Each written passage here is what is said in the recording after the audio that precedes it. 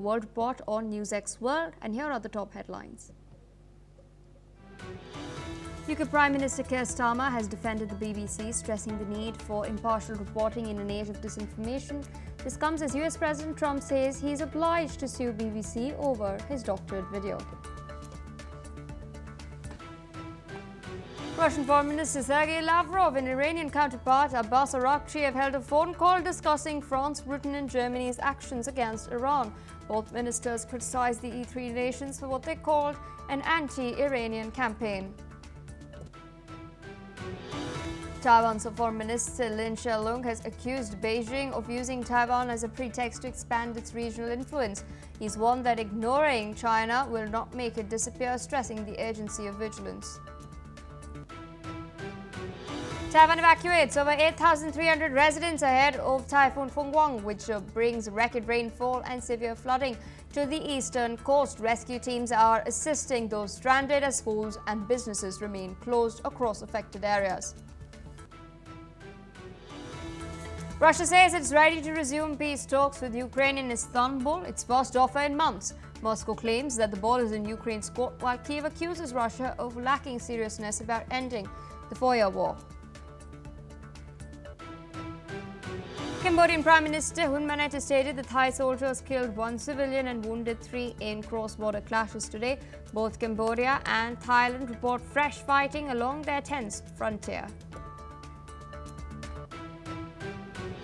Turkey's defense ministry has stated that 20 soldiers were killed in the crash of a military aircraft in Georgia as inspectors continue to search for clues on what caused the NATO members' cargo plane to go down.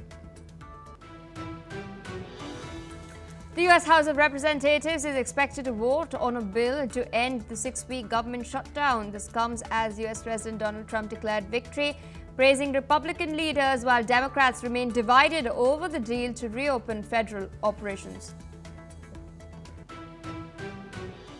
Well, viewers, those are the headlines and our top focus, what's taking place in the UK.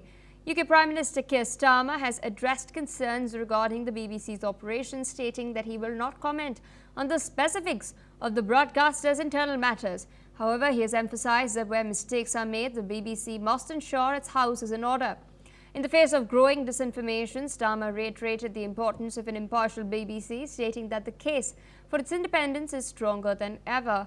He's also reinforced his commitment to a united team, asserting that his government is working together to deliver on key priorities. Starmer further clarified that no authorization has been given by his team for any attacks on cabinet members.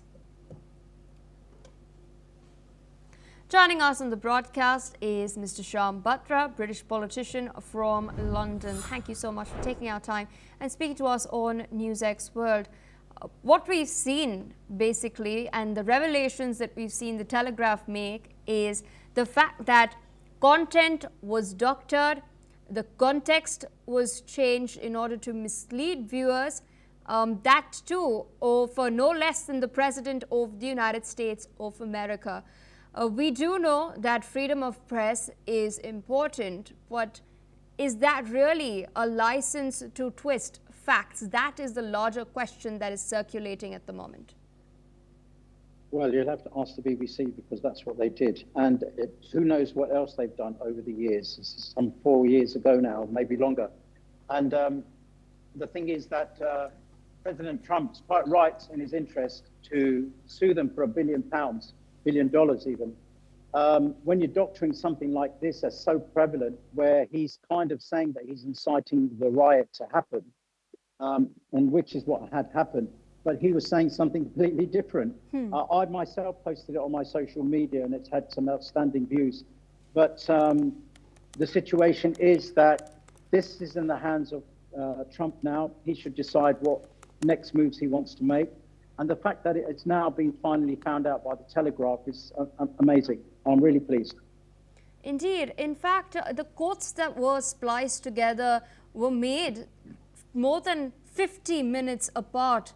Is what right. Indeed people had to point out. But we've also seen reactions coming in from senior BBC presenters. I'm not going to take any names, but several of them have been doubling down.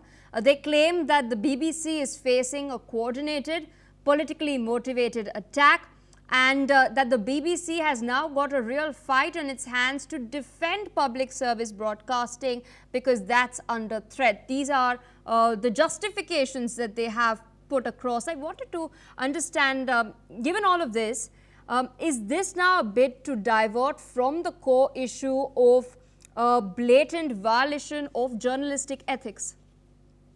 Well, I think this question that you've just said to me should be pointed to all the journalists and all the media outlets in the world, because who knows what else other outlets have been doing, because they have amazing equipment to deal with things like this and to make somebody talk about something completely different while they're not talking about it at all. This should be a warning, not even a warning. All the media outlets should open their eyes and stop doing the nonsense that has been done, because if the BBC's done it, there's other outlets, I'm sure, that have done a lot of other things to other officials such as Trump, and maybe even in our own government, we don't know. But it needs to be looked at. Indeed. In fact, there was another tweet that was put out by former UK Home and Foreign Secretary James Cleverly. He'd, of course, branded what transpired as a failure of the BBC to recognize its own bias. He cited certain examples with regards to the reportage that the BBC has done regarding the war in the Middle East.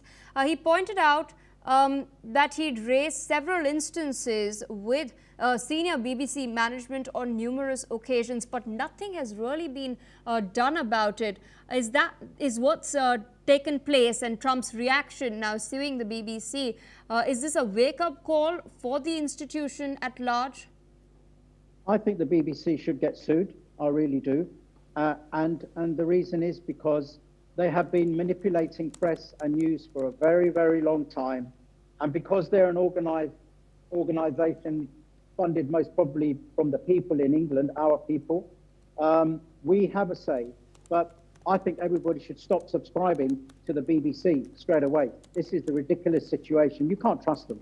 Simple as that.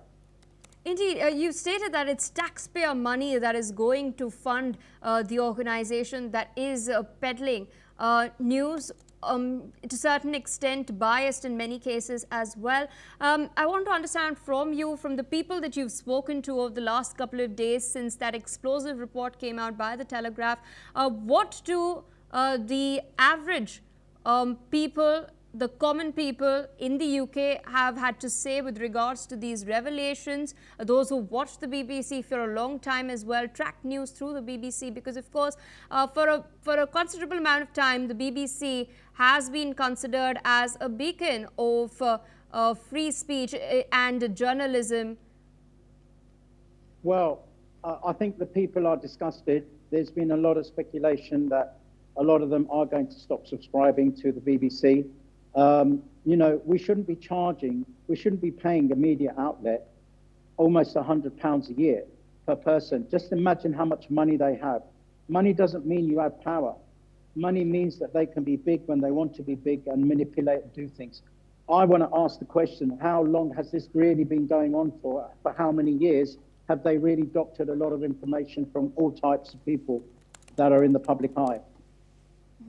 Indeed, and there was an interesting infographic circling around regarding the funding of the BBC. The US aid has been a key component of its funding. In light of that, now going behind the US president, no less, what sort of implications is this likely to have? Well, this is, as I said to you before, a wake-up call for all the media and journalistic people that are in this business. They need to play safe and play clean, because I don't think everybody's been playing clean for many years now, especially since Trump came in. And not only that, you know, how do we know now that social media outlets are not going to doctor our information because they have full control on our videos and everything else? This really needs to be scrutinized, and I think some kind of law needs to be put in where there's punishment given. You know, people can't just resign as a CEO and then get a huge severance pay. You know, that's what they want. And I think all these pays should be cancelled, and a full investigation should be operated into the whole saga, because this is not just about Trump. This is a big thing now. This is huge. Indeed. With that, I'd like to thank you, Mr. Batra, for taking out time and, of course, sharing your opinion with us on NewsX World. On that note, viewers, we're shifting focus to more developments coming in. We're now learning that Russian Foreign Minister Sergei Lavrov and his Iranian counterpart, Abbas Araghchi, have held a phone conversation today discussing France, Britain and Germany's actions against Iran in the UN Security Council and the actions of the IAEA as well. Both ministers criticized the European trio for what they've called an anti-Iranian campaign within international institutions, emphasizing their opposition to renewed sanctions and interference in Iran's internal affairs. Lavrov and Araghchi also welcomed the ceasefire agreement between Kabul and Islamabad, mediated by Qatar and Turkey, urging continued dialogue to strengthen regional stability. They've reaffirmed their commitment to the Comprehensive Strategic Partnership Agreement between Russia and Iran, which took effect on the 2nd of October. Tehran has stated that it sees no reason to resume talks with the European trio or the E3 powers over the nuclear dossier amid sanctions restoration. Moscow has also labelled Western attempts to impose sanctions on Iran as illegal and unacceptable, reiterating their shared principled approach on Syria and regional security issues as well. Joining us on the broadcast at the moment is Mr. Gilbert Dr. Rao, International Affairs expert from Brussels. Thank you so much for taking our time and speaking to us on NewsX World. Crucial phone conversation between Sergei Lavrov and Abbas Araghchi, of course, in focus primarily are the E3 powers. It is these three countries which had moved to bring back the sanctions on Iran through the snapback mechanism at the United Nations Security Council. But we've also seen recently Iran expressing openness to return to the negotiating table with the United States of America. What do you make of all of these developments? Well, I think, first of all, I salute you for your extensive coverage these last few minutes of that phone call between the foreign ministers of Russia and Iran, which otherwise is largely ignored by the world press, but which has a considerable global importance, not just regional importance. Russia has a strong interest in Iran's recovery from the very cruel sanctions that were imposed before the nuclear arms deal was nuclear control agreement was agreed several years ago, which the Americans withdrew from. Russia is a backer. Russia is in an extensive cooperation, strategic cooperation with Iran, and it is logical that the foreign ministers would confer periodically to review major issues like what is going on in the United Nations Security Council, as you have mentioned. I see no particular issue here, but simply the reconfirmation of their warm diplomatic relations. Indeed. And I'd like to digress a little bit at the moment and, of course, refer to a recent case that has been making headlines, that has got the opportunity for considerable coverage in the media, as opposed to this particular phone call. It's regarding an alleged plot to assassinate an Israeli diplomat in Mexico. The United States and Israel have maintained that they foiled a plot by the Iranians to do so. They've pointed fingers at Venezuela as well, that it's Iranian officials in Caracas who were primarily coordinating this. Iran has, of course, in the meantime come out and denied any of this. But why do you think the United States is making all of this public at this particular juncture? Is it trying to gain some sort of leverage as far as negotiations are concerned? I think you put your finger on it. Leverage is an issue, but I think it is particularly offensive that such accusations would be directed against Iran when over the last year and more, going back several years, Iran has been the victim precisely assassination attempts at the highest levels, which were carried out under Mossad and with clear American connivance. So for the United States to bring such charges and others to bring charges against Iran is an egregious violation of common sense and decency. Indeed, coming back to the phone call and what was discussed, both Sergei Lavrov and Abbas Araghchi have also discussed the recent ceasefire between Kabul and Islamabad that was mediated by Qatar and Turkey. This has been fragile so far. We've seen certain skirmishes take place along the Durand line, the 2,600-kilometer border. I want to understand from you, what are Iran and Russia's interests in Afghanistan, considering the fact that we've also been seeing the US eye the Bagram Air Base? Well, I think that what you're describing is an example of Iran's commitment to a peaceful neighborhood. And the Americans have for decades now tried to portray Iran as a terror state, a state sponsor of terrorism, and as a disruptive force in the region, when the reality today is anything but that. Iran is making a positive effort both by itself and by its membership in the very big regional organizations that seek security in Eurasia. So this particular case that you bring up is just one example of Iran's favoring and encouraging a peaceful neighborhood in the Middle East. Indeed, sir. Requesting you to stay on with us as we track further developments. We're now learning that Turkish President Recep Tayyip Erdogan has announced that the flight recorder of the military cargo plane that crashed in Georgia has now been found. Listen in. Dün gece 46 kişilik kaza Kırım inceleme ekibimizin bölgeye intikalini sağladık. Uçağımızın kara kutusu bulunmuş, incelemeler başlatılmıştır. Şehitlerimizin 19'unun naaşına ulaştık. Son naaşımızı arama çalışmalarımız sürüyor. Bu elim olayı tüm yönleriyle araştırıyoruz.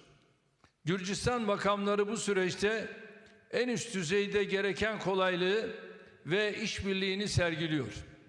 Azerbaycanlı kardeşlerimiz de aynı şekilde gerekli her türlü desteği, her türlü katkıyı veriyor. Briefing further on the cargo plane crash itself, the Turkish president has stated that a 46-person investigation team from Turkey has been dispatched to the site of the crash in order to conduct search and rescue operations alongside Georgian authorities. He's also added that Georgian and Azerbaijani authorities have been providing full support and facilitation throughout the investigation. So far, the remains of 19 of the 20 soldiers on board have been recovered, while searches for the final remains are still underway. Still with us on the broadcast is Mr. Gilbert Doctora. We've of course seen visuals of the crash taking place. Nothing less than a C-130 aircraft, a massive cargo plane. There have been concerns for quite a while with regards to the aging fleet of these aircrafts in Turkey. Reports in fact indicate that this particular plane was 57 years old. It had entered the Turkish fleet in 2010. In light of this, where do you think the probe will head to next? Is it most likely that it could have been an internal snag that led to this particular tragedy? I can only make reference to my own experience with Turkish planes. It's very possible that you just described the key factor, that is the age of aircraft. I have been, to my regret, I have had to make my recent trips to and from Russia by way of Istanbul. And I can tell you that the fleet that they are flying, at least on their Russian service, is variable. And I fear that one plane I took was also 57 years old.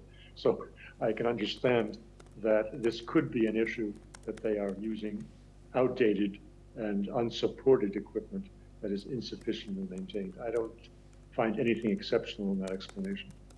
Indeed. And also, what sort of implications would this have for Lockheed Martin? Well, I don't think you can blame them for the performance or failure of performance of equipment that is quite antiquated and poorly maintained. So I doubt that it's going to have a great impact on the reputation of the manufacturer. All right, sir, with that, I'd like to thank you for taking our time and sharing your perspective and analysis with us on NewsX World. On that note, viewers, we're shifting focus away from what's taken place in Georgia towards what's happening off the coast of Malaysia. We're now learning that rescue operations are continuing off the coast of Malaysia as authorities search for survivors of a migrant boat tragedy. The death toll has now risen to at least 32 after the vessel carrying roughly 70 migrants, primarily from Myanmar's Rohingya community, capsized near Thailand's Taratau Island. 14 survivors have been found, with search teams covering a 250 square mile area. Malaysia's Home Minister has emphasized that the priority remains on saving any lives still at risk. Listen in. Jadi fokus utama kita sekarang adalah mencari yang mengesan yang masih selamat.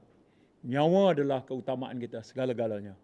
Ya, peruntukan undang-undang dan sebagainya itu datang nombor 2. Dalam momen sekarang, keutamaan adalah menyelamatkan nyawa dulu. Satu nyawa adalah berharga. Ya. Kalau ada kita temui mayat juga, mayat itu pun ada hak dia untuk dihormati, ya, sebagai satu mayat yang mesti diuruskan dengan baik. A local fisherman recalled a dramatic rescue when he mistook a woman clinging to debris for floating wreckage. With hopes of finding more survivors, the search efforts continue. Listen in to what the fisherman had to say. Pada masa tu lebih kurang pukul 6.50 petang, kami masa tu tengah duduk labuh pukak lah. Labuh pukak, tiba-tiba kita nampak satu benda macam lebih kurang nampak merah-merah macam tu kan. Dia tak bergerak, dia duduk sengak saja. Lepas tu kita jadi tertanya-tanya lah, apa benda ni, nampak macam manusia orang kan. Lepas tu kita dekat dengan dia, baru dia bergerak. Masa tu baru kita tahu kita orang.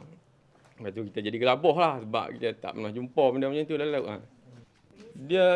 Dia masa kita jumpa tu, cuma dia bahasa isyarat dia yang kita tahu, dia suruh kita hantar dia pergi darat lah, macam tu lah. Dia suruh hantar sebab jarak dia dengan pulau tak jauh mana, dalam 2 batu saja. Sudah dekat lah dengan pulau, tapi cara tu dia nak naik pulau lah. Dia minta tolong kita hantar dia. Joining us on the broadcast is Mohammad Mizan Aslam, Professor of Strategic Studies at Kuala Lumpur in Malaysia. Thank you so much for taking our time and speaking to us on NewsX World. We've witnessed a very sad tragedy regarding Rohingya refugees who were escaping dire humanitarian crisis from the Rakhine province in Myanmar. There was a larger boat of about 300 people, which then split up into smaller boats, and it seems that one with 70 people capsized, leading to this particular tragedy. The death toll has increased since yesterday. It's reached 32 now. The distressed call, we learned, was received on the 8th of November. It's been 4 days since then. Even as coordinated rescue efforts are taking place, both Malaysia and Thailand are working together in order to find and rescue people. Is hope waning day by day?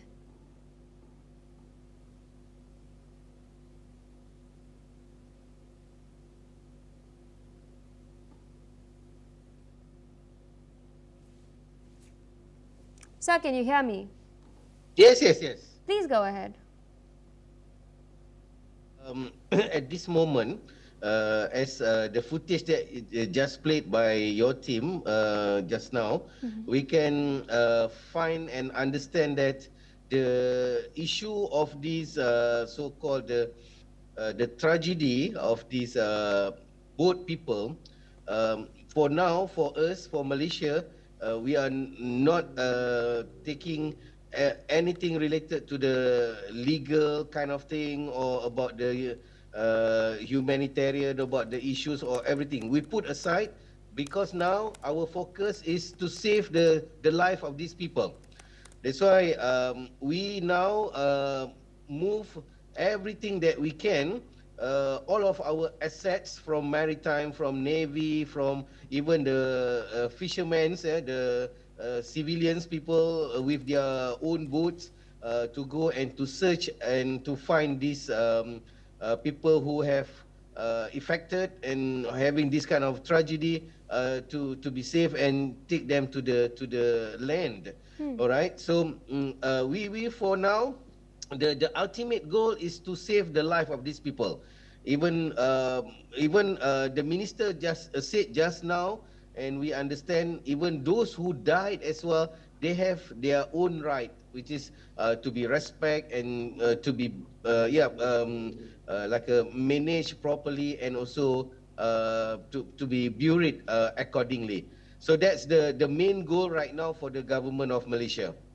Indeed. And speaking of the Rohingya people itself, they have left their home searching for a better life, and they take this dangerous journey. But we've seen, in fact, the fighting in Myanmar itself with the military junta and the Arakan army now intensifying, and it's the civilians who are in the midst of this. What more do you expect from the Malaysian government in order to help these people who are escaping from these dire conditions? Yeah, I've been visited to the camp, where refugees camp, on the Bangladesh side, which is Cox's Bazar, Kutupalong, all these places. And we can see heaps, thousands of them living in the very dire condition. And all of them, I can say maybe if not 100%, up to 90% or more, they want to go out from that condition. And their end goal, which is to come to mainly Malaysia, because Malaysia, we do have blessed with means like a good economy as well as prosperity, and they have a big diaspora of Rohingya in Malaysia for now. So then with this kind of networking, they are happy to go to Malaysia, and they try their hard. Even some of them selling their own land and whatever they can. Even some of them have been lured into some syndicate who can lend them, borrow them some money first, and then when they come and arrive in Malaysia, they have to pay back. So, and also a few years back, they have also, I think, hundreds of Rohingyas have been killed because all of these human trafficking also involved in the border between Malaysia and Thailand. So actually, this is a lucrative business. We know that the junta, as you said, involved in make this kind of situation. But when these people go out, so they need at least about $3,000 to $4,000 per person to go out from such condition. And then they have to pay everything, every parties, every like I can say the authorities who involved in this kind of lucrative business. So you just imagine $4,000 per person times 300 persons in one boat, so it worth of millions of money.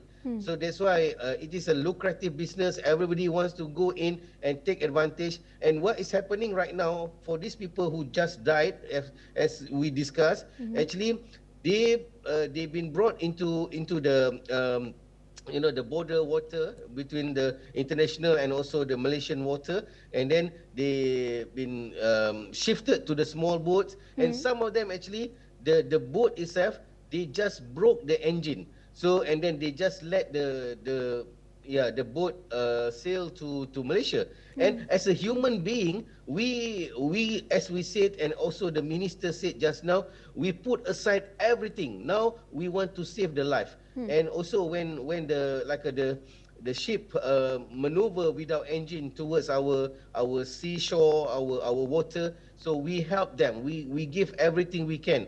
And then after that, we start to deal with another issues related to human rights, to their facilities, welfare, and so on and so forth. All right, sir. With that, I'd like to thank you for taking out time and, of course, sharing your experience, your analysis with us on NewsX World. On that note, viewers, we're shifting focus to the Middle East. We're learning that southern Lebanon now faces ongoing challenges in rebuilding. even after the ceasefire that was inked between Lebanon and Israel in November 2024. Despite the ceasefire, airstrikes and drone activity continue to disrupt reconstruction efforts. Lebanese residents have reported damage to homes, equipment and infrastructure, slowing recovery in affected communities. Efforts to rebuild schools, housing and essential services remain fragile as insecurity and Israeli military activity have hampered progress. Listen in to what some locals in Lebanon have had to say about the challenges that they face in rebuilding their homes. حتى الآن إزالة الركام المنازل ممنوع بعدة ضياع منها حولة ومقاس مس أزالوا حولة ومركبة وعديسة وفركلة. لازالت البيوت مهدمة ممنوع حدا يشيلها، ممنوع تحرك أي آلية. وأعلنوا علنا أنه هن ما في إعمار بدون تسليم السلاح وبدون الشروط اللي هن حاطينها، الشروط الكبيرة اللي حاطينها. ما فيناش نشتغل، ما فينا نشتغل، عندنا كم مكنه يمكن 5 مكنات زمطوا، طبعا مشظيين يعني عم نرجع نعيشهم احسن من كب مع رفقاتنا وعم نرجع نعيشهم. ولا نرجع نشتغل ما فيش اشتغل، ما في اشتغل، ما حدا بيضمن لي، مين بيعطيني الامان لحتى اشتغل؟ اذا حدا بيعطيني الامان لحتى ارجع احط اليات واشتغل من حد هلا فانا في احط اليات برجع بجيب، بس مين؟ طبعا ما خلصت، ايمتى نحن بنعتبرها خلصت لما نكون راجعين على بلدنا، نرجع على بلدنا على بيوتنا ونعتبرها خلصت من لحد